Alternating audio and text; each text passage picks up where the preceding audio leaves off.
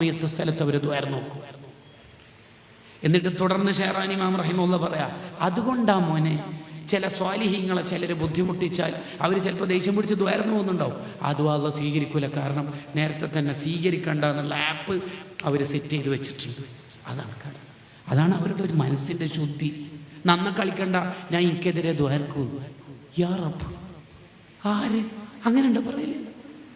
ഉപ്പ ഉമ്മയുടെ അധികാരം ഉപയോഗിച്ചിട്ട് കുട്ടികളെ അടിച്ചമർത്താനൊന്നും പറ്റൂല, അങ്ങനൊന്നും പറ്റൂല. പറ്റുമോ? അതേ കിതാബിൽ തന്നെ പറയുന്നുണ്ട്, ഉപ്പാന്റെ ഷോപ്പിൽ മക്കളെ നിർത്തി ശമ്പളം കൊടുക്കണോ? നിങ്ങൾ കൊടുക്കില്ല. ഇല്ല, എന്തുകൊണ്ട്? മോനല്ലേ. മോനെന്താ മനുഷ്യനല്ല? മനുഷ്യനല്ല.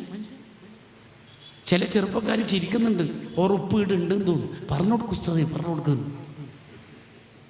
അല്ല, എനിക്ക് അർത്ഥം അറിയില്ല, ഞാനൊന്ന് ഗസ് ചെയ്ത് പറഞ്ഞതാണ്.